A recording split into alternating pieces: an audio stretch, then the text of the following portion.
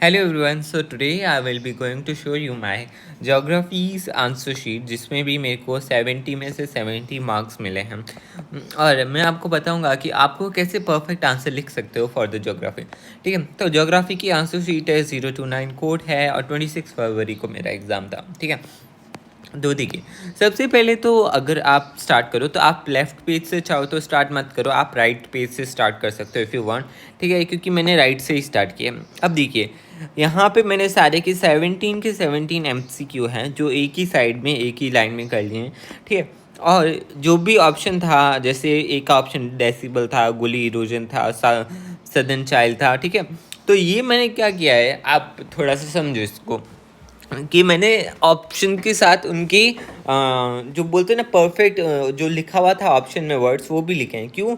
मान लो आपने ये तो सही लिख दिया पर ये गलत लिख दिया, पर ये सही लिख दिया तो इसके मार्क्स मिल जाएं, या ये गलत लिख दिया तो इसके मार्क्स मिल जाएं। मतलब चांसेस होते हैं। ठीक है, अब मेरी सजेशन ये होगी कि आप इनके बीच में एक एक लाइन का गैप दे सकते हो। मैंने एक एक लाइन का गैप नहीं दिया क्योंकि उस टाइम मेरा फर्स्ट बोर्ड एग्ज़ाम था तो मेरे को इतना याद नहीं रहा। ठीक है, बाकी इजी आया था तो हो गया था। सेक्शन बी स्टार्ट करा मैंने, चाहो तो इधर ऐसे करके एक अंडरलाइन कर सकते थे आप, मैंने नहीं किया। और चाहो तो आप इस तरीके से एक डिवीज़न भी बना सकते थे, वो भी मैंने नहीं बनाया। ठीक है, हाँ, ये आपके ऊपर डिपेंड करता है कि आप अपनी कॉपी को कितना सजाते हो। और मैंने क्वेश्चन नंबर 18 स्टार्ट किया। क्वेश्चन वाटर पॉल्यूशन के बारे में था तो मैंने एक हेडिंग दे दी, हाँ भाई ये वाटर पॉल्यूशन के बारे में। और फिर मैंने जो जो क्वेश्चन आंसर पूछा था वो लिखता गया। ठीक है, इस दर मैंने अंडरलाइन नहीं किए। यहाँ पे मेरे को एक रिवर का नाम पूछा था, मैंने 2 रिवर का नाम डाल दिया है ताकि मार्क्स मिल जाए। ठीक है, और यहाँ पे मेरे को 2 आइडियाज़ पूछे थे और मैंने 5 आइडियाज़ डाले हैं। ठीक है, तो आप भी ऐसा कर सकते हो। फिर ऐसे ही एक्सटेंसिव कमर्शियल ग्रेड में यहाँ पे मेरे को 2 क्रॉप्स का नाम पूछा था, मैंने 4 क्रॉप्स का नाम लिखा है। ठीक है, और यहाँ पे एरिया का नाम पूछा था, एरिया आइडेंटिफाई करना है। तो ऐसे करके आप कर सकते हो। अब देखिए सेक्शन बी जिसमें वो 3 मार्क्स का आंसर होते हैं, 3 मार्क्स का क्वेश्चन होता है। ठीक है, चाहो तो यहाँ पे वापस अंडरलाइन कर सकते हो आप चाहो तो, बट आपकी मर्जी है। ठीक है, हर 4 मार्क्स 3 मार्क्स का आंसर में मैंने 4 पॉइंट लिखे हैं। बाय एनी चांस मान लो मेरा 0.3 रॉन्ग होता है तो 0.4 बचता है मेरे को मार्क्स दिलाने के लिए। ठीक है, तो ये बहुत इंपॉर्टेंट होता है, मैंने हर बार अंडरलाइन किया है, आप देख सकते हो। क्वेश्चन को कभी कभी समझ लेना चाहिए। जैसे 20 वाला क्वेश्चन था वो मैंने इतना नहीं समझा, मैंने सीधा कर लिया। पर 21 मेरे को पता था एम्पावरमेंट के बारे में, तो मैंने एम्पावरिंग पीपल के बारे में लिखा। फिर मैंने क्या लिखा है देखते हैं, पढ़ते हैं। Empowerment basically means to have freedom और power to make choices which is essential for the human development. बिल्कुल राइट पॉइंट हो गया एक। Empowerment required good government as well as society oriented policies. ठीक है, ये बुक में लिखा हुआ है। Empowerment helps to utilize opportunity available within themselves and have a bright future ahead. ये भी बुक में लिखा हुआ है। Empowerment also achieved by ensuring basic aspects such as health, education and access to resource. ठीक है, तो ये सारी चीज़ें बुक में लिखी हुई है, 4 के 4 पॉइंट।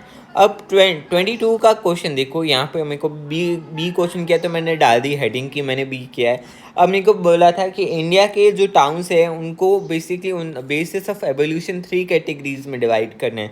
तो मैंने एक फ्लो चार्ट बनाया कि एशियन टाउन होते हैं, मिडेबल टाउन्स होते हैं, मॉडर्न टाउन्स होते हैं। ठीक है, फिर मैंने भाई एशियन टाउन्स के बारे में 3 पॉइंट लिख दिए और उनके एग्जाम्पल लिख दिए हैं। मिडेबल टाउन लिखे, उनके एग्जाम्पल लिख दिए। मॉडर्न टाउन लिखा और फिर वापस उनके एग्जाम्पल लिख दिए। आप ऐसा कर सकते हो। ठीक है, फिर देखिए वापस यही 23rd क्वेश्चन है, सेक्टोरल कंपोजिशन वाला क्वेश्चन है। सिंपल सा क्वेश्चन होता है, एक एक मार्क्स का। ये 3 मार्क्स का क्वेश्चन था, मैंने इसमें 3 ये 1 मार्क्स के लिए इतना ज़्यादा लिखा है। ठीक है, क्योंकि कुछ ना कुछ रॉन्ग हो जाता है, कुछ ना कुछ राइट हो जाता है, फिर भी अपन को मार्क्स मिल जाता है।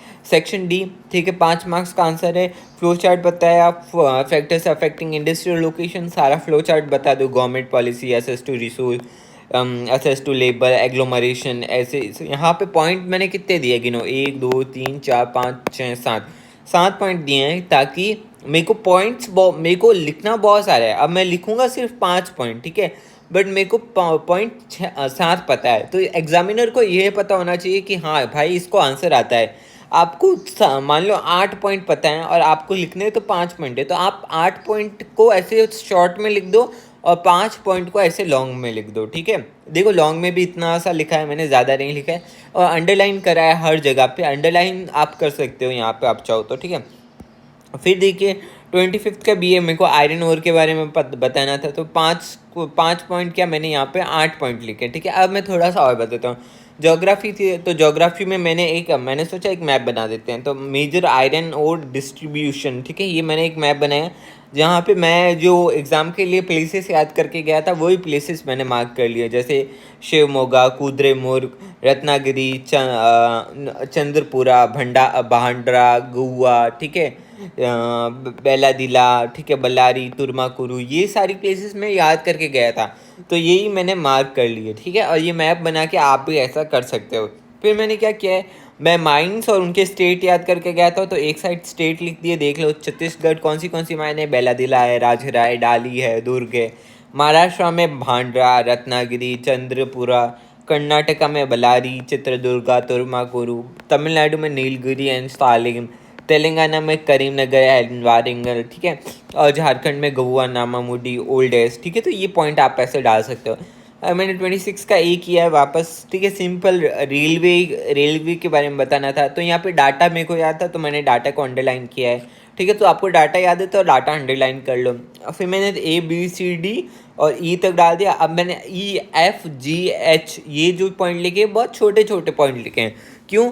क्योंकि ये पॉइंट्स बहुत इजी पॉइंट थे, ठीक है। Russia have 90% of transport as railway, ये पॉइंट आप डालोगे ना तो उसको पता चल जाएगा। अब मेरे को मैं एग्ज़ाम के लिए ये सारी ट्रांस कैनेडियन, ट्रांस साइबेरियन और ट्रांस ऑस्ट्रेलियन याद करके गया था, ठीक है, पर MCQ वगैरह में कहीं नहीं आया, तो अब मेरे को इसका यूज़ लेना था, तो मैंने क्या किया, ये तीनों को लिखा। अब मैंने इनको एक वेस्ट टू ईस्ट में अरेंज कर लिया, ठीक है। अब देखना यहाँ पे कमलूम, स्केलिंग, रेजिना, विनपिंग, क्यूबेक, हैलिफैक्स, ठीक है। यहाँ पे मैंने मॉन्टोरियल वगैरह नहीं लिखा, वो लिखना चाहिए था बट मैंने नहीं लिखा क्योंकि क्वेश्चन को छोटा करना था, ठीक है। ट्रांस साइबेरियन देखो, मॉस्को, कजन, यektinabर्ग, नोवोरोसिस्क और Vladivostok. Trans Australian Perth, Kalgoorlie, Forrest, Port Augusta, Broken Hill, Sydney, ठीक है। तो आपको याद हो तो आप भी ऐसा बना के जा सकते हो, मतलब जो मान लो कहीं पे पूछा नहीं है बट उस क्वेश्चन से रिलेटेड है। इसने रेलवेज के बारे में पूछा था, रेलवे से रिलेटेड है, तो मैंने रेलवे से रिलेटेड बोल दिया है, ठीक है। और वापस देखो यहाँ पे प्रॉब्लम्स ऑफ इंडियन एग्रीकल्चर को मैंने समझाया कि फिजिकल प्रॉब्लम्स ये है, इंस्टीट्यूशनल प्रॉब्लम्स ये है, ठीक है। और फिर इन्हीं प्रॉब्लम्स को एक्सप्लेन किया है डाटा के साथ में, ठीक है। तो सिंपल है। वापस अदर प्रॉब्लम्स, यहाँ पे मेरे पास बहुत सारी प्रॉब्लम्स और बच गई थी, मेरा आंसर तो ये इतना लिखा और इतना लिखा ख़त्म हो गया था। अब अदर प्रॉब्लम्स मेरे को पता नहीं थी कि भाई मेरे को इतनी प्रॉब्लम्स और पता है, ठीक है। तो मैंने इनको और फ्लो चार्ट में अरेंज करके दे दिया है, ये देखो आप, ठीक है। तो आप भी ऐसा कर सकते हो इफ़ यू वांट। फिर देखिए 28 का, ठीक है। यहाँ पे मान लो कभी कभी कुछ गलत लिख देते हो या फिर अच्छा नहीं लिख पाते, तो यहाँ पे देखो मैंने क्या किया, ऐसे करके ऐसे रफ वर्क में डाल दिया। तो ये रफ और एक बस सिंपल सा काटा है, ये टीचर समझ गया कि ये बच्चे का रफ वर्क है, ठीक है। फिर देखो exports of Indian trade, imports of Indian trade, ठीक है। डाटा बहुत सारा डाला है, देखो हर फैक्ट में, हर पॉइंट में मैंने डाटा डाला है। 1950s, 50s, 60s, special steel manufacturing, semi product, stains and all, Indian import basket, ये एग्जैक्ट NCERT के वर्ड्स हैं, आप पढ़ना, ठीक है। Energy crisis of 1973 like that, ठीक है। फिर देखिए ये major exports in descending order, ठीक है। डिसेंडिंग ऑर्डर में मैंने डाला कि manufactured good, petroleum, food and allied. ये डाटा मैंने कहाँ से लिया था, ये मैंने टेबल से लिया था, तो टेबल वाला डाटा मैं एग्जाम के लिए याद करके गया था डिसेंडिंग ऑर्डर में, तो मैंने डिसेंडिंग ऑर्डर में इन सबको डाल दिया। तो आप भी डाल सकते हो विद द डेट डालना, ठीक है। तो ऐसे अब देखो सीधा हम चलते हैं मैप पे, ठीक है। मैप पे देखो 10 मार्क्स का मैप होता है, ठीक है। आपको 5 मार्क्स का वर्ल्ड मैप देते हैं जिसमें से 7 प्लेसेस देते हैं, आपको 5 आइडेंटिफाई करनी होती है। मैंने सातों की सातों का नाम लिख दिया, मान लो 2 मेरी रॉन्ग हो गई तो मेरे पास अभी भी 5 ऑप्शन बचते हैं, वो सही हो जाएंगे। यहाँ पे भी 7 प्लेसेस मार्क करनी होती है, मैंने 5 करनी होती है, 7 करी है ताकि मेरा कोई बचा है तो वो हो जाए, ठीक है। तो यही थी मेरी आंसर शीट, ज़्यादा इसमें ज्योग्राफी में दिमाग नहीं लगाना पड़ता, अच्छे से पढ़ के जाओगे तो हो जाएगा। बाकी all the best for your exams, और आगे ऐसी ही अमेजिंग वीडियोस के साथ आऊँगा।